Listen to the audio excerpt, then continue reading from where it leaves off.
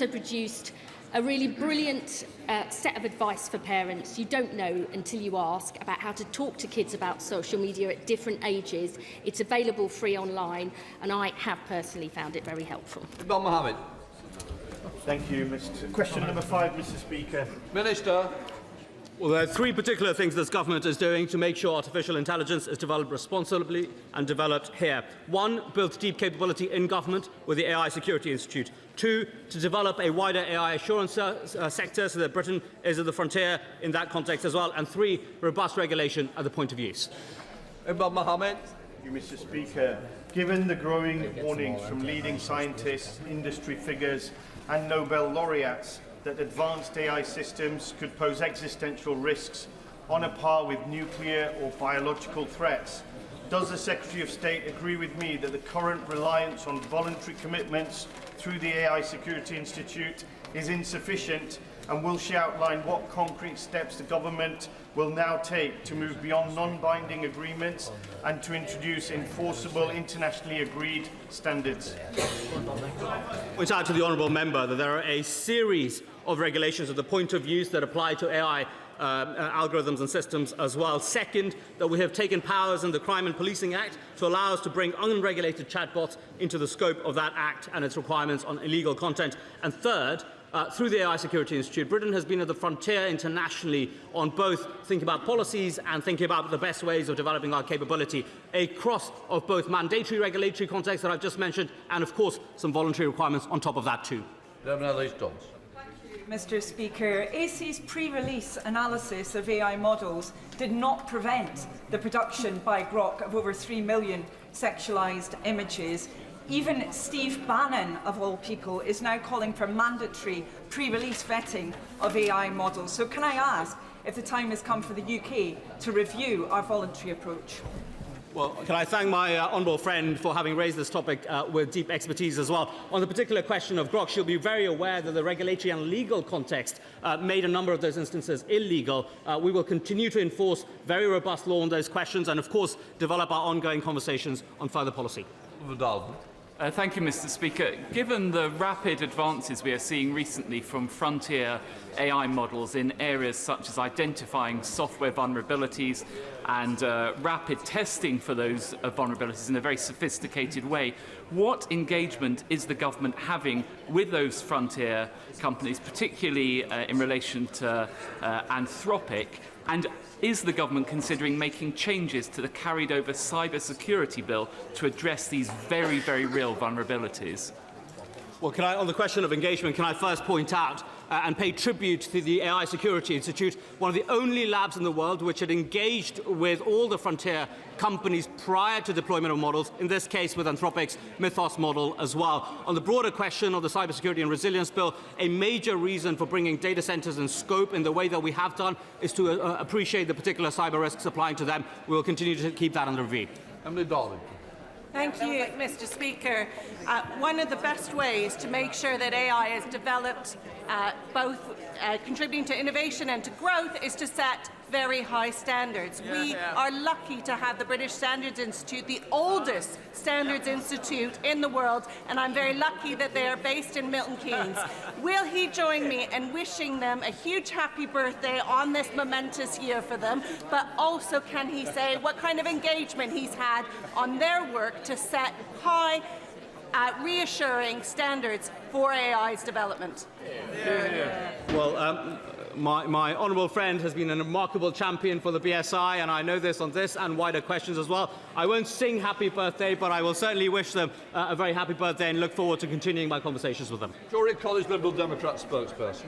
Thank you, Mr. Speaker. Working across departments and with my technology counterpart in the Lords, we've published a comprehensive paper on how Britain can thrive in the age of AI, calling for a digital sovereign strategy and an integrated approach to AI that is bold and responsible, pro-innovation, pro-trust, and built alongside industry and civic expertise I'd be happy to discuss. What we see is Britain has a leading place in AI services, but we've squandered leads before, and the government hasn't offered a coherent joint-up strategy to do this differently, centred on trust and standards. So I ask, where is the government's AI bill, and can we have guarantees that the Labour's latest internal drama will not cost Britain its most important economic opportunity in a generation? Well, can I just gently point to the Honourable Lady that there is a very clear strategy we set out early on, the AI Opportunities Action Plan. We have then built in public. It is a public dashboard. You can follow progress right across the country, 75% of it delivered. And just this week we found out that IT and AI have driven productivity revivals for this country as well. We're firing on all cylinders when it comes to UK AI. We now come to Topical Sclebions. Question number 1, Mr. Speaker. Stay. Mr. Speaker, if I can briefly say, this government believes Britain's national interests are strengthened, not diminished, when we work with like-minded countries. That's why next week I'll be joining other G7 nations coming together as democracies to discuss how we shape tech and AI to work for all, and why I'll be proud to showcase the best of Britain's AI strengths on the world stage at London Tech Week in June. Live Jones. Okay, life science companies like Becton Dickinson in my constituency of Wokingham play a key role in advancing the research and innovation that will help deliver the National Cancer Plan and transform cancer care. So what is the Minister doing to increase funding to research and development for life science companies like those in my constituency? I know the Honourable Gentleman is a powerful advocate of life sciences nationally and in his constituency. We see them as one of our greatest national assets, not only helping to save lives but drive jobs, growth and innovation. I'm very proud that this government has put in the largest ever investment into research and development, including into life sciences, and that we are investing £730,000 supporting 7 projects in Wokingham, because we know that's good for his constituents and the country. Chris Vince. Thank you, Mr. Speaker. I don't know if I've ever told you, Mr. Speaker, but Harlow is the birthplace of the fibre optic cable. I want children in Harlow to feel confident they can get the brilliant jobs of the future that tech can provide them. So can I ask the Secretary of State what she's going to do to make sure that happens? We want to ensure people from all walks of life and in every part of the country can seize the opportunities that tech and AI bring. That is why we are upskilling 10 million workers, a third of the workforce, in AI skills, why we're investing £170 million in the Tech First programme to help young people get skills and training, and why we've launched the first ever Level 4 apprenticeship in AI, so young people in Harlow can fulfil their ambitions, and so we build a better country for all. Show Secretary of State Julia Lopez. Thank you, Mr. Speaker. I was born in Harlow, would you believe? Can the Secretary of State guarantee that under Labour's EU reset, Britain will not align with any EU tech rules, including the AI Act? This government wants to ensure we have a closer relationship for Europe, because we see every day the terrible impacts that their Brexit deal brings. But I am also clear that we will continue our pragmatic, not dogmatic approach to regulation, because Britain is the second country in the Western world for AI, and we want to retain those benefits to grow the economy and create good jobs throughout the country. Julia Lopez. Mr. Speaker, there was absolutely no clear answer from the Secretary of State there, so I think it sounds like Labour is about to trade away our Brexit freedoms on tech regulation. And yet tech ministers have been briefing behind the scenes that we must not lose Britain's Brexit freedoms on tech when it comes to AI, data, agri-tech. So will she now publicly admit what her ministers have been briefing behind those closed doors? Brexit was not some exercise in nostalgia pushed on us by uninformed thickos. It's given Britain a competitive advantage in the industries of the future. I mean, perhaps unusually I don't listen to and never get involved in briefings, but I am very clear about the huge advantages this country has. World-leading talent, some of the most innovative tech startups. In the last year alone, we got more VC funding for tech and AI in this country than France, Germany, combined. We are going to back Britain because we believe in Britain. £500 million in a sovereign AI fund. 4 AI growth zones in parts of the country that have been levelled up more under this government than under 14 years under members opposite. We are going to seize this powerful technology to build a future that works for all, and I am very proud of our work. Sarah Smith. Thank you, Mr. Speaker. My constituent Debbie Duncan set up a petition calling on the government to tackle tragedy trolling, which has attracted over 18,000 signatures. Does the Minister agree with me that it is time for action? And will he or she support a debate to help take this forward? We are absolutely focused on precisely those features that so many parents are worried about. Children doom scrolling, the fact that they are on their phones overnight and the impact that that can have on their anxiety, mental health and sleep. The question isn't whether we will act, we will. We will put forward our proposals by the summer, and I intend to legislate, if required, by the end of the year. We now come to Prime Minister's questions. We start with Christine Sullivan. Question number 1, Mr. Speaker. Prime Minister. Thank you. May I extend my deepest condolences, and I'm sure the condolences of the House, to the family and colleagues of Lance Bombardier Keir Sullivan, who lost her life in a tragic incident on Friday. She was an exceptional soldier and will be deeply missed. Mr. Speaker, it would be remiss of me not to comment on one of Manchester's great heroes, moving on after almost a decade. So let me congratulate Pep Guardiola on all his success at Manchester City. And, Mr. Speaker, if I could declare an interest, I'd also like to say congratulations to Arsenal Football Club on becoming the Premier League champions. Mr. Speaker, this morning I had meetings with ministerial colleagues and others. In addition to my duties in this House, I shall have further such meetings later today. Thank you, Mr. Speaker, and may I share the condolences expressed by the Prime Minister.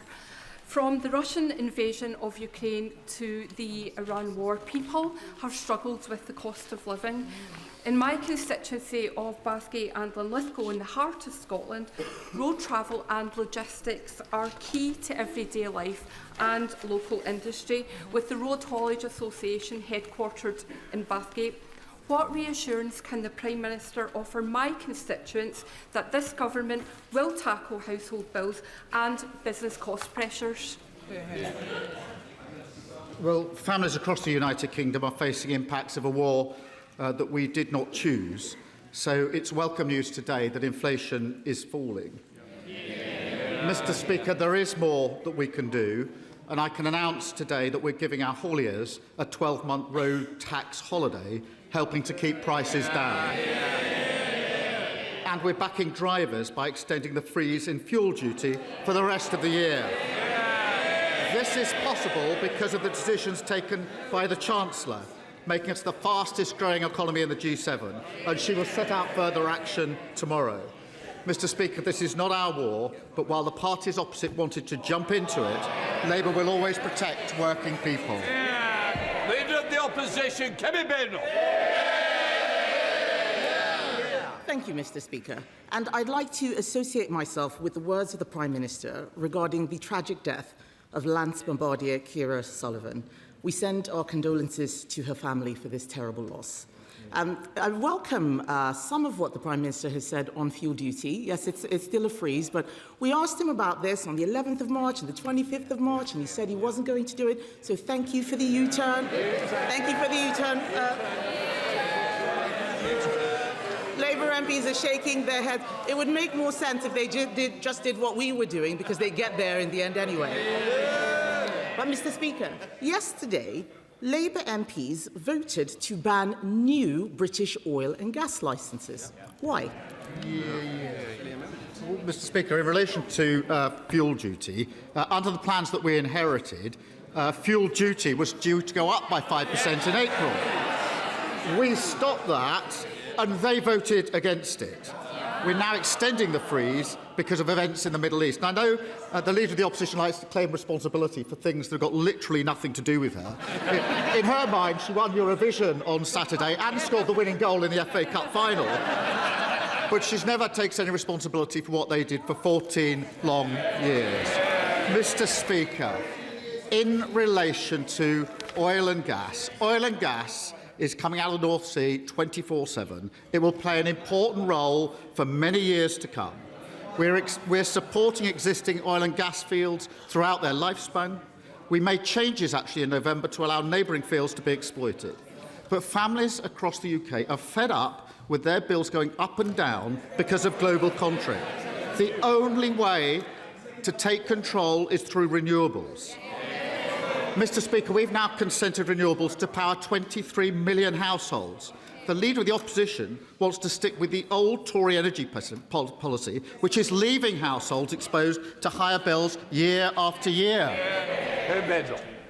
Mr. Speaker, what's causing problems for British consumers is the high energy prices which are caused by his policies. I asked him why they voted for this. He had no answer. So let me make clear what is going on. We are losing 1,000 jobs a month in oil and gas. I asked him about new licences, not about existing drilling.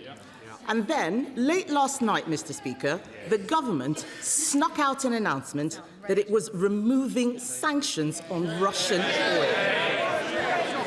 So can the Prime Minister explain why oil from Russia is acceptable, but oil from Aberdeen is not? Well, Mr. Speaker, let me address the sanctions head on, because we have been united across this House on these issues since the beginning of the conflict.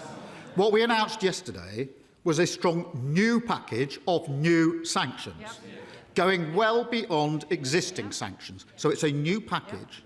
This includes new bans on maritime services on LNG and new bans on refined oil products from Russia. We also issued 2 targeted short-term licences to phase the new sanctions in and to protect UK consumers. Mr. Speaker, that is standard practice. This government has phased in sanctions in this way before, and the last government used exactly the same technique when they introduced sanctions. And when they did so, Mr. Speaker, we supported them because we could see the sanctions were the right thing to do to bear down on Russia. So these are new sanctions being phased in. This is not a question of lifting existing sanctions in any way whatsoever, and we will continue to work with our allies on further sanction packages. It's a very weak set of cheers from the MPs who are trying to get rid of him, could I just say. Mr. Speaker, he doesn't know what he is talking about. This level of processology is not going to get him out of these difficult answers, OK? Let me tell him what is going on. Labour are giving money to Russia, Reform are taking money from Russia. There's only one party that is standing up to Russia, and that is the Conservative Party. I cannot believe that he's actually saying that he's doing something good on the war in Ukraine.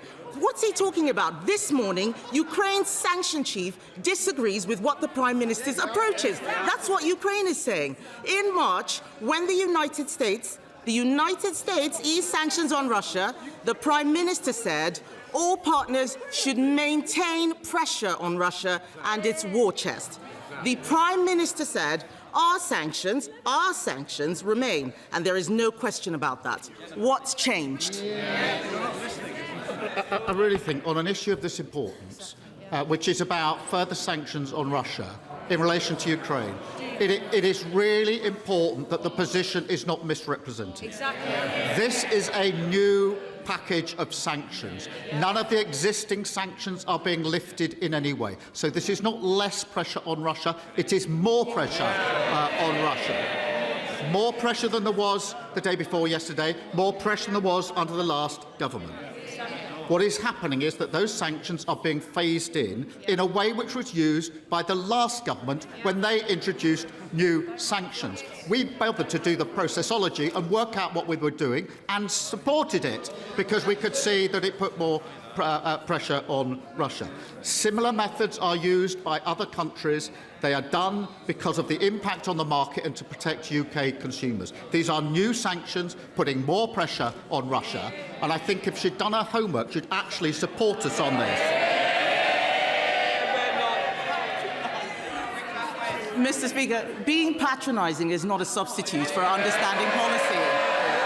And I've heard this term, Mr. Speaker, I've heard this tone before. This is the same tone he used during the Mandelson scandal, and they were all cheering, and then it turned out that he was wrong, wrong, wrong. He says that other countries are doing this. The EU is not doing this. Let me make it clear. I know it hurts him to hear it. He is now choosing to buy dirty Russian oil. That money will be used to fund the killing of Ukrainian soldiers. Isn't he ashamed? I really think that to misunderstand and misrepresent what is happening, this is a very serious issue where we're working with others. These are new bans. They're new sanctions. They're new bans on maritime services on LNG as of yesterday. They're new bans on refined oil products from Russia as of yesterday. They are being phased in the same way that previous sanctions regimes have been phased in, exactly in the way the last government did and we have done. Other countries do exactly the same. The EU has its own way of doing it. Australia and Canada have their own way of doing it. And to play party politics on Ukraine, where we have stood firm, and the only people that benefit when we play party politics in here on Russia and Ukraine is Putin. Mr. Speaker, that pompous tone does not cover for the fact that he has got his policy all wrong. I have asked him about oil and gas again and again and again. The last time he told me that it was the Energy Secretary's job and it had nothing to do with him. That's what's destroying this country. It's not playing politics. It's speaking up for the people who are out there. The fact is, more people are buying Russian oil because British oil isn't being drilled. He's sanctioning British oil, but not Russian oil. And he should be ashamed, Mr. Speaker. He should be ashamed. I cannot believe that this Prime Minister, even when he has nothing to lose, continues to defend banning new British oil and gas licences. In April, Britain saw the single biggest drop in employment ever since the pandemic. That's under them. 210,000 people have lost their jobs in the last year. What he is doing is going to cost thousands more people their jobs, especially in cities like Aberdeen, which rely on oil and gas. So can he tell us, why is he doing everything to save his job and doing nothing to save other people's jobs? Mr. Speaker, there is drilling in the North Sea, and on her, she said there's no drilling in the North Sea. She said, going to have to refer herself to the Privileges Committee, Mr. Speaker. There is drilling. It's 24/7, and oil and gas are coming out, and that will be important for many, many years to come. We are supporting those existing oil and gas fields throughout their lifespan. We made changes in November to allow neighbouring fields to be exploited. But it is because we are on the international market that our prices of businesses and households go up every time there's an international conflict. We saw it with Ukraine, or we saw it with Iran, and people are fed up with a government, the last government, that didn't take control of their bills. We're taking control of their bills. The way to do that is through renewables, and that's what we're doing. Mr. Speaker, it gets worse and worse. He doesn't understand the policy. I am asking him about new oil and gas licences, which they voted against yesterday. If they had approved those licences for Jackdaw and Rosebank like we did, we would have that oil in this country now. We would. And just listen to him, and I wonder if he is okay. He is so deep in the bunker, Mr. Speaker. He's importing sanctioned Russian oil. He's nationalising steel. He's imposing price controls in the supermarket. It's like the Soviets won. This country needs a government that has got its act together, Mr. Speaker. Instead, what we have is a Prime Minister hanging by a thread, fake support from his backbenchers, too scared to take difficult decisions, losing his moral compass by backsliding on Ukraine. Yes, he is. Mr. Speaker, look, the shakes of their head are so feeble. It's so feeble. He has got... They can... It's absolutely laughable, Mr. Speaker. It's absolutely laughable. Yesterday, we saw them huddled in the corridors talking about Andy Burnham and West Streeting. The fact is, he's got a cabinet fighting to replace him, and the worst part is, they aren't getting rid of him over his terrible agenda. No, they actually like it. They just want a better salesman. So isn't it the case, Mr. Speaker, that it doesn't matter who replaces him, the real problem is the Labour Party? Mr. Speaker.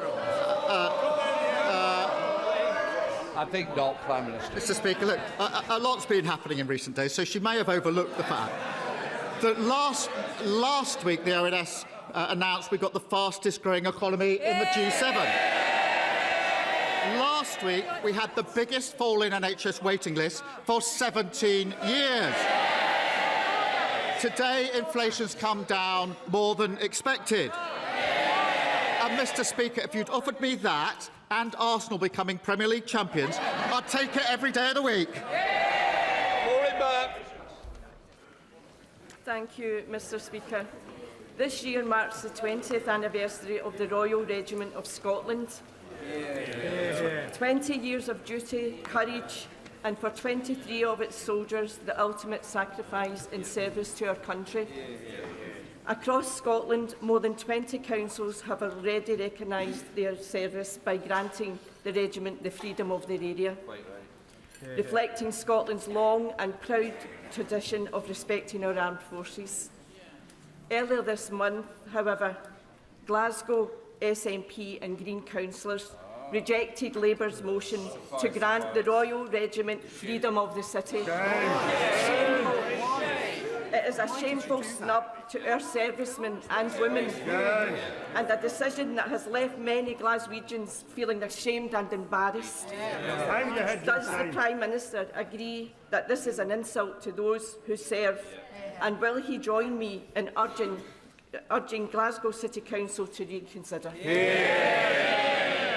Can I join my honourable friend in paying tribute to the bravery and sacrifice of the Royal Regiment of Scotland? I've had the privilege of meeting Scots serving in our armed forces across the world. They deserve our deepest gratitude. I cannot understand how the SNP and Greens have arrived at this decision, particularly when Glaswegians have contributed so much to the Royal Regiment. It's not too late to do the right thing, and I'd urge them to reconsider. Leader of the Liberal Democrats, Sir Ed Davey. Thank you, Mr. Speaker. Can I join the Prime Minister in sending our condolences to the family of Lance Bombardier Keir Sullivan at the death, that tragic accident, and to all her colleagues. And I hope the Prime Minister will also join me in sending condolences to the family of Scott Hastings, the former Scottish and Lions rugby player who sadly passed away at the weekend. Mr. Speaker, in 2025, Donald Trump and Elon Musk abolished America's international aid programme. At the same time, the government made huge cuts in the UK's own programme.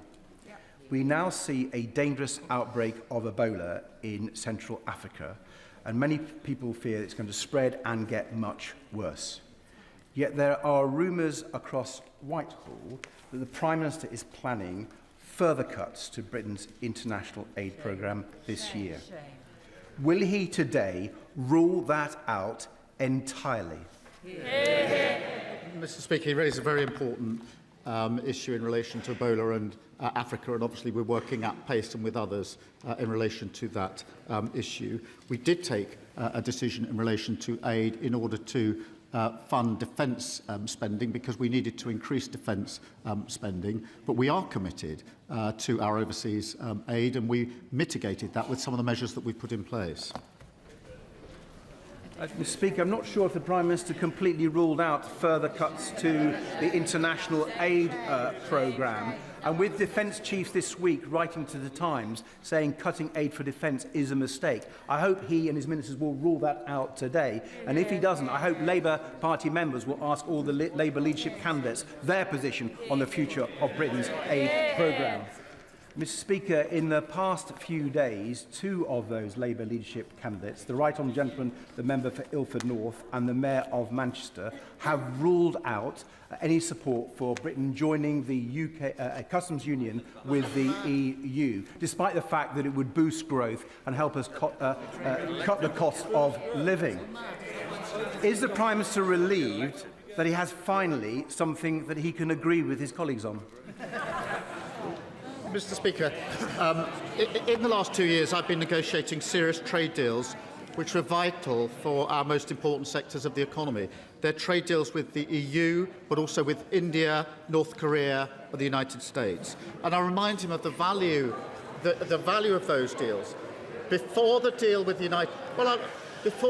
United States, I went to JLR in Solihull and I talked to the workforce there.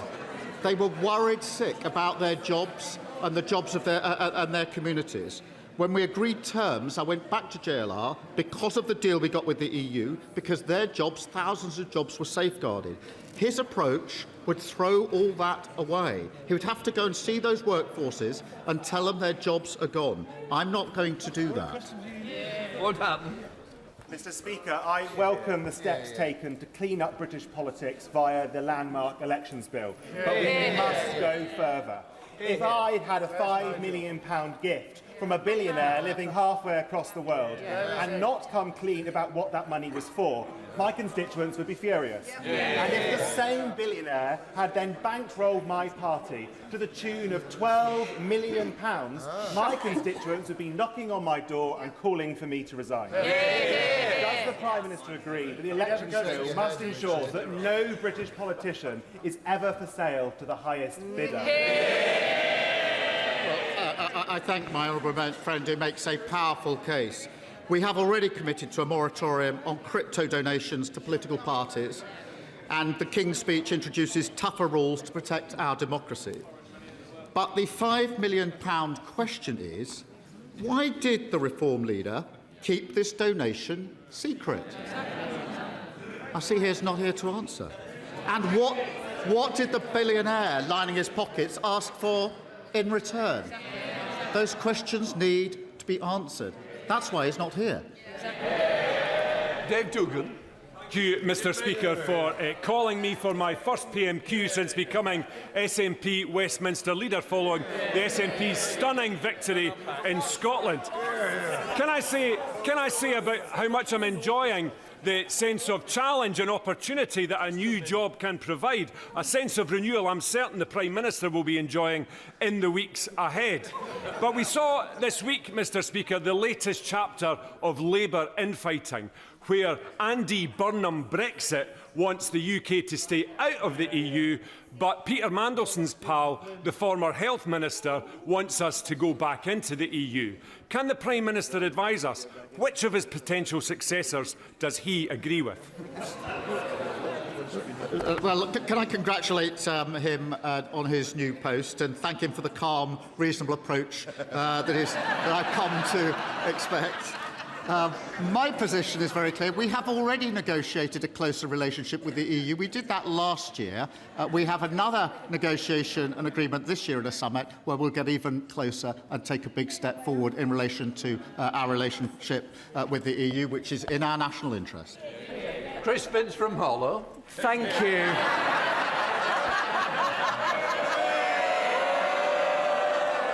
Thank you, Mr. Speaker. And the Prime Minister will be pleased to know I'm going to ask him a question about his favourite topic, which is football.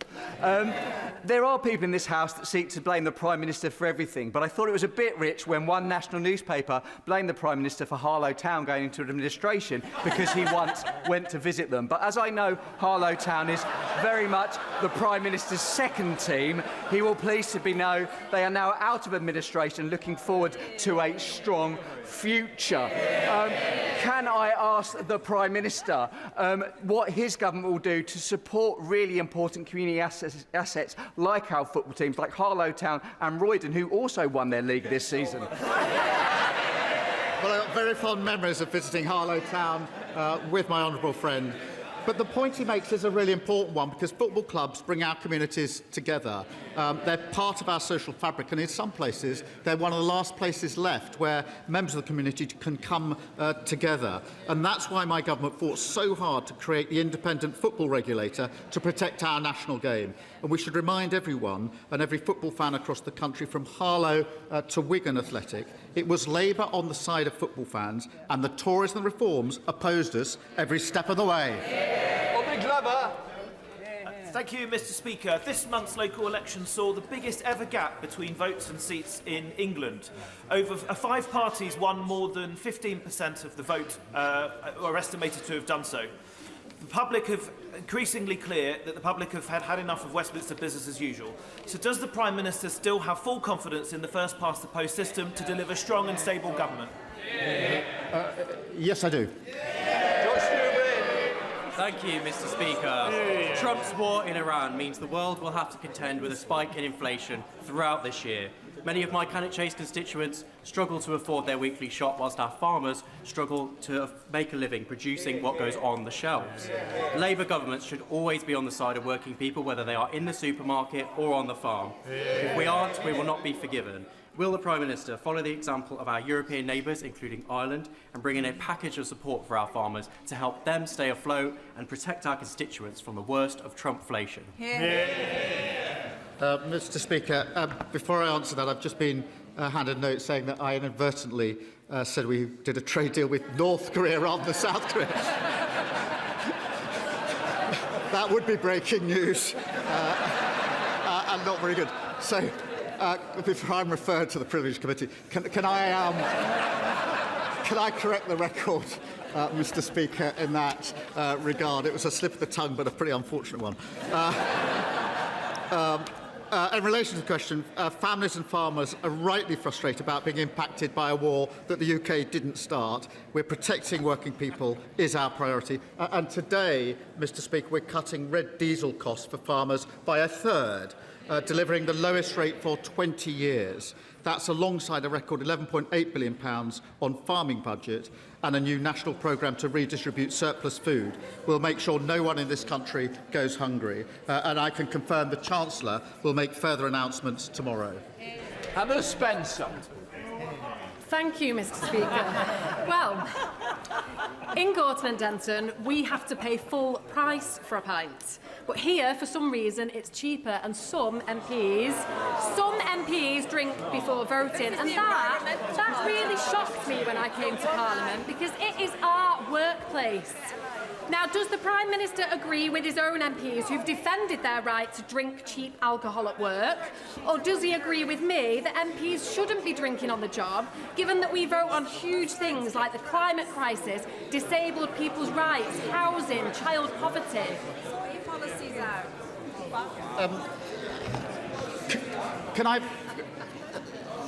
Can I firstly welcome her to our place, because I think this is her first PMQ. Look, there are going to be different views on whether people should be able to enjoy a drink here or not. But I think we can agree that the majority of people in this country want an economy that works for them, public services that are there when they need them, and every child going as far as their talent or ability will take them. But the only way to deliver that is through a Labour government, as we are doing. And I know the Greens think that their leader walks on water. It turns out that he just lives on water and doesn't pay his council tax.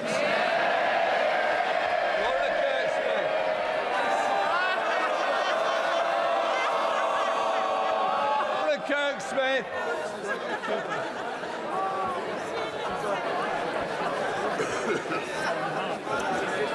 Thank you, Mr. Speaker.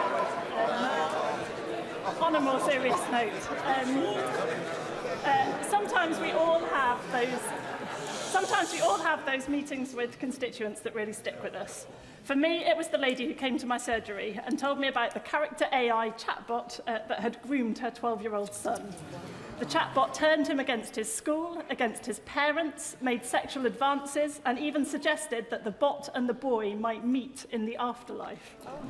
Since this happened last year, I have been on the case with the government, and I'm pleased that we've taken new powers to regulate AI services. But still, every day, more young people are being harmed in this way, and they won't be safe until the tech companies can no longer access them in this way. So can the Prime Minister tell me how and when he will act to finally make the online world a safe place for our children? The story of her constituent is deeply concerning. I thank her for raising it. It underlines why we must and we will act. We have already acted by shutting legal loopholes, so AI chatbots must abide by the Online Safety Act. But we have obviously got to look at what further measures we can take, including age-related bans, restricting children's use of chatbots, and stronger parental controls. And I am meeting parents, teenagers and civil society later on this afternoon to discuss further stronger protections for children. We'll make sure that she is updated on those steps. Alison Griffiths. Thank you, Mr. Speaker. At 19, I was in a coma after contracting bacterial meningitis. I lost 70% of my hearing and needed open-heart surgery. The MenB vaccine has saved lives since its introduction in 2015 for infants, but there remains a gap for high-risk adolescents whom the JCVI has not vaccinated. Following the devastating outbreaks within this cohort in Reading, Canterbury and Weymouth, the JCVI is finally reviewing the evidence base. So can the Prime Minister tell the House what are the government's next steps? When will they happen? And will he make tackling meningitis a priority for his new Secretary of State and arrange a meeting for Meningitis Now and me? Yes, I will do both of those things. And can I thank her for raising her own experience here to highlight the issue. I think the thoughts of the whole House will be with families and friends of the young person who died. Can I thank all the public health specialists working in Reading to make sure those affected are receiving appropriate treatment. And her question reminds us that vaccines do save lives, and we must do everything we can in relation to that. Debbie. Thank you, Mr. Speaker. Mr. Speaker, littering and fly tipping is a blight on our communities. Yes. This isn't just an issue for Lewisham, it's an issue for towns and cities across our countries and indeed rural areas. Nobody wants to see a dirty mattress or cans or bottles up against roads or gates. It's awful. Yeah. And I welcome the government's strategy and plans to give councils more powers to manage fly tipping, but I absolutely believe more needs to be done. And does the Prime Minister agree with me? It's absolutely time to have a national conversation about how we manage and deal with littering. Well, can I thank her for raising this, because the government is cracking down on disgraceful waste criminals. Mr. Speaker, that includes tougher penalties for fly tippers, including service in clean-up squads and potentially losing their driving licence, more powers and funding for the Environment Agency, and stronger checks across the industry to tackle fly tipping at its source. Thank you, Mr. Speaker. The Gallows Brook in my constituency has the highest concentration of forever chemicals in the country.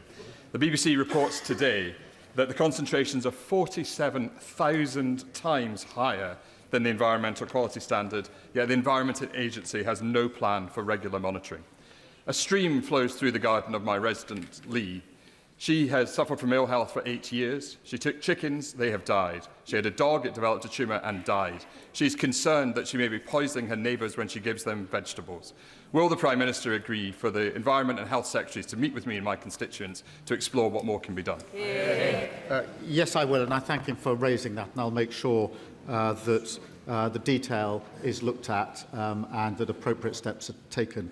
Can I also take this opportunity through him to mark the tragic anniversary of the devastating fire in his constituency?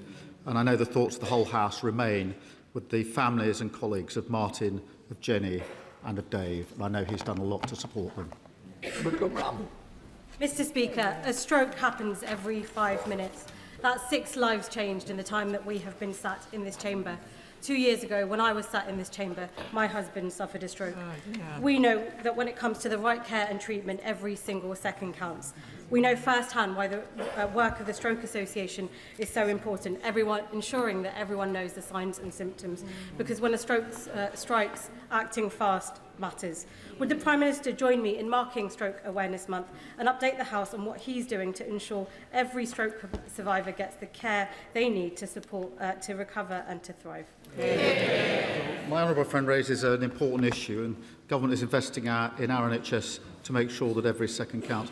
I know her husband, and I know the impact that this had on him and on her and their wider family, and can I thank her for raising such a personal issue in this chamber to highlight this point.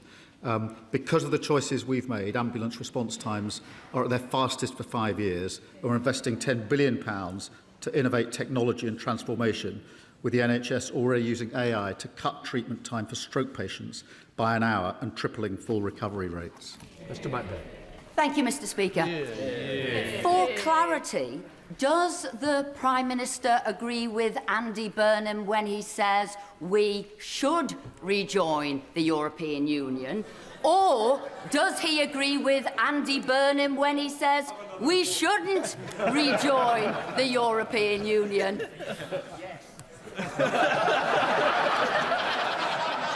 I agree with what we said in our manifesto, which we are implementing.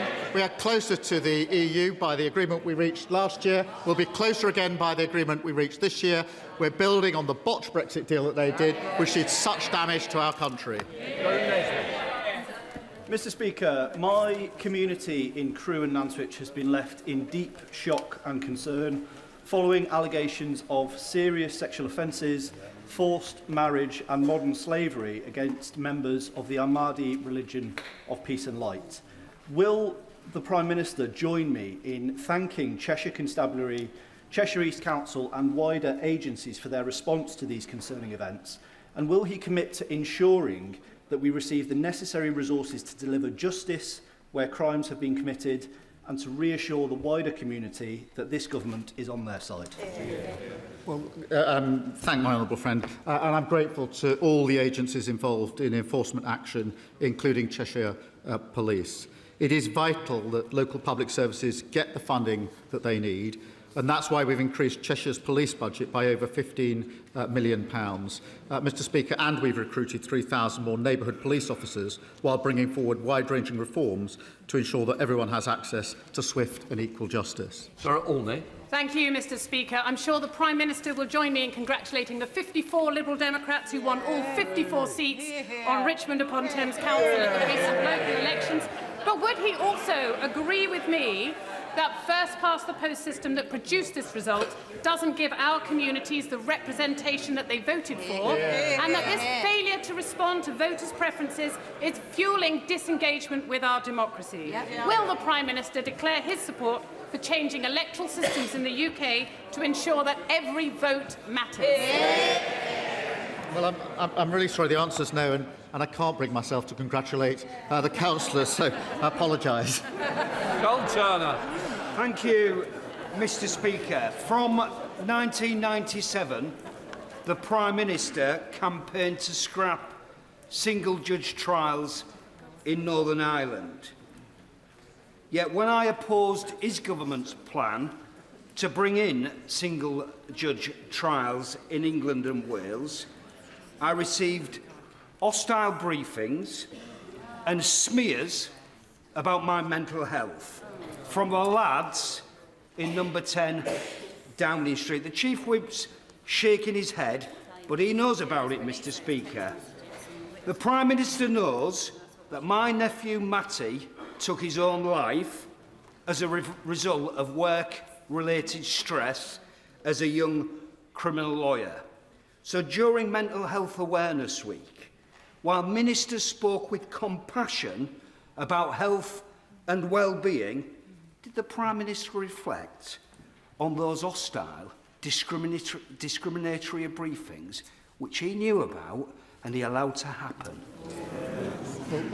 Can I thank him? And he has told me previously about Matty and the impact that had on him.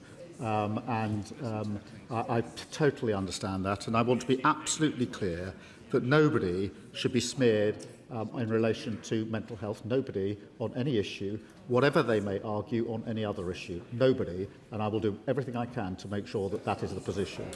Kit Malthouse.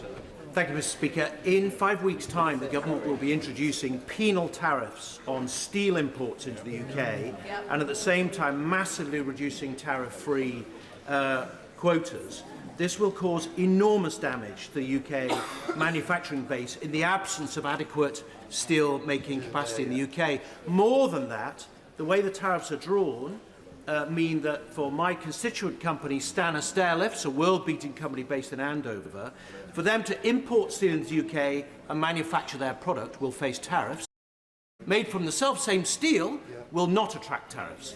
This cannot be a situation that can be allowed to persist. So could I ask the Prime Minister, please, to arrange for his Secretary of State to focus on this issue and get it sorted out?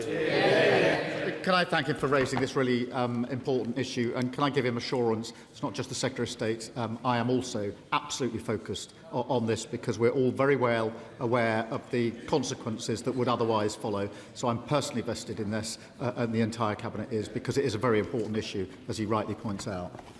That completes Prime Minister's questions. Let the front bench change over.